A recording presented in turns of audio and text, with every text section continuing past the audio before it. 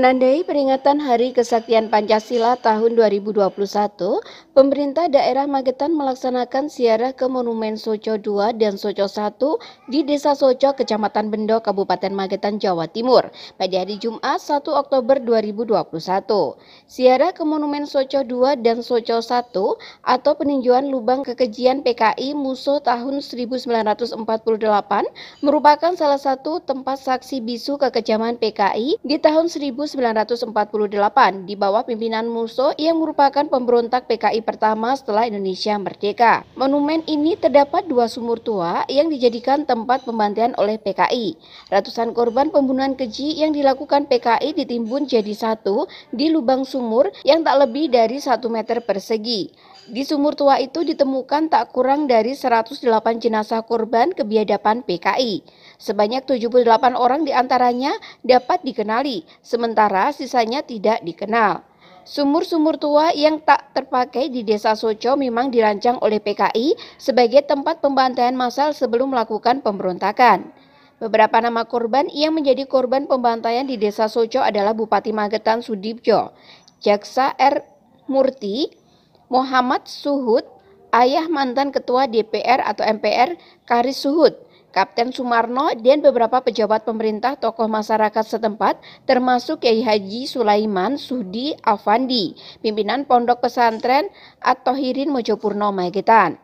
Di samping itu ada gerbong kereta api Kertopati yang digunakan untuk mengangkut dan membuang jenazah ke daerah Soco di samping sumur tua Soco. Di Madiun juga terdapat sumur tua lainnya sebagai kuburan massal, yakni sumur tua Desa Bangsri, sumur tua Desa Cigrok, dan sumur tua Desa Kresek yang juga dibangun monumen di atasnya.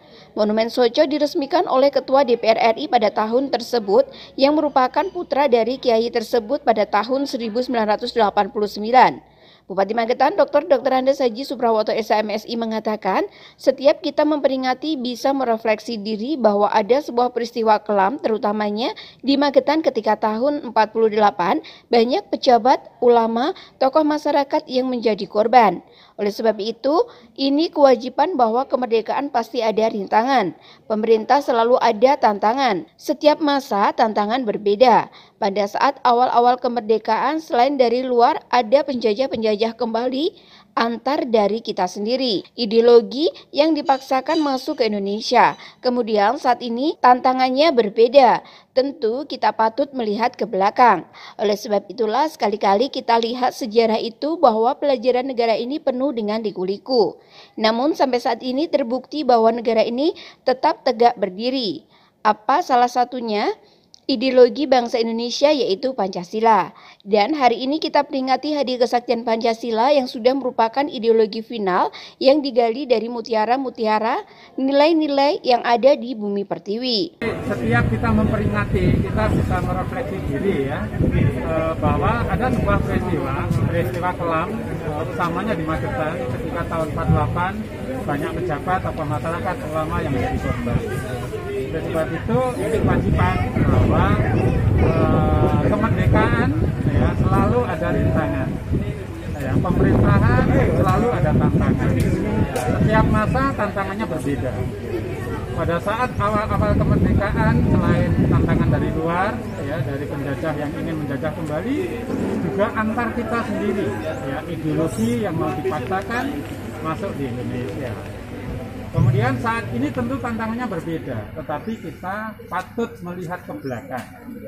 Kalau seandainya kita naik mobil, ya, itu ada kaca spion. Kaca spion itu fungsinya untuk apa? Melihat ke belakang.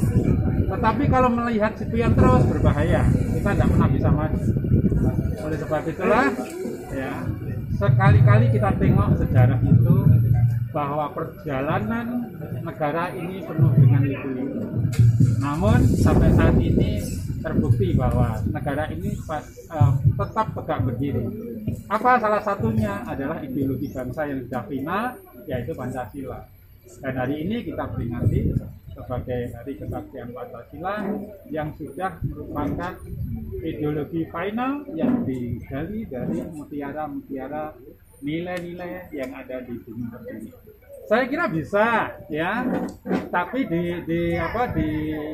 dikelola dengan kekinian, ya.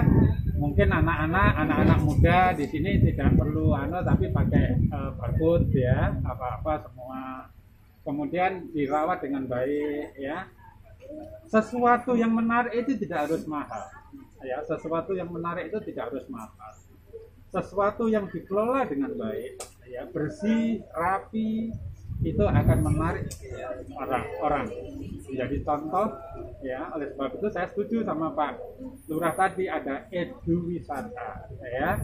Jadi anak-anak nanti dengan era digital sekarang ini jangan sampai yang bersangkutan asosial anak-anak ini bisa tetap ya, jangan sampai kemudian interaksi sosialnya menjadi berkurang, akan menjadi berbahaya. Ya. Ditambahkan Ketua DPRD Magetan Haji Sujatno SEMM mengatakan, dengan memperingati Hari Kesaktian Pancasila kita bisa merefleksi. Jadi yang utama makna dari kunjungan ini tentunya kita mendoakan para syuhada korban kekejaman PKI tahun 48 maupun 65. Yang kedua, ingat sejarah. Jadi sejarah kelam selalu kita ingat sehingga jangan sampai terjadi lagi. Jadi itu makna dari Hari Kesaktian Pancasila. Dan ini kita edukasi kepada anak-anak kita sehingga mereka mengetahui makna dari Hari Kesaktian Pancasila. Pihaknya sangat setuju dan tentunya ada peningkatan wisata yaitu edukasi wisata. Yaitu anak-anak kita, adik-adik kita tahu sejarah khususnya pemberontakan PKI tahun 48 maupun tahun 1965. Tentunya dengan edukasi masyarakat, pelajaran-pelajaran, adik-adik tentunya kita tanamkan 4 pilar Pancasila, Undang-Undang Dasar 1945, Bhinneka Tunggal Ika, NKRI harga mati. Ini ditanamkan sejak dini sehingga rasa nasionalisme dan kebangsaan ini selalu tertanam sehingga tidak akan terjadi hal-hal seperti itu lagi. Dengan peringatan Hari Kesaktian Pancasila ya, jadi kita bisa merefleksi. Jadi yang pertama, makna dari kunjungan ini tentunya kita mendoakan para syuhada korban kekejaman PKI tahun 48 maupun 65. Jadi kita berdoa. Lalu yang kedua, mengingat sejarah lah. Jadi sejarah kelam itu kita ingat sehingga jangan sampai terjadi lagi. Jadi itu makna dari peringatan Hari Kesaktian Pancasila. Dan ini kita edukasikan kepada anak-anak kita, adik-adik kita sehingga mereka mengetahui makna dari peringatan Hari Kesaktian Pancasila.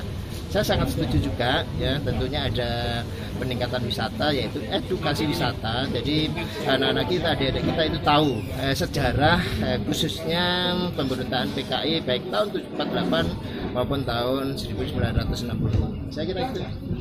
Ya tentunya dengan edukasi ke masyarakat, pelajaran-pelajaran kepada adik-adik, kepada anak-anak kita, ya tentunya kita tanamkan bahwa 4 pilar kebangsaan, Pancasila, Undang-Undang Dasar 45, Bhinneka Tunggal Ika dan NKRI harga mati. Nah ini kita tanamkan sejak dini sehingga rasa nasionalisme dan kebangsaan ini selalu tertanam sehingga tidak akan terjadi hal-hal seperti itu lagi. Saya kira itu cara-caranya. Oke, namanya Kesaktian Pancasila. Pancasila luar biasa ya. Jadi kalau memang ada upaya-upaya untuk berubah itu harus kita lakukan bersama-sama. Sukma, Trans TV mengabarkan.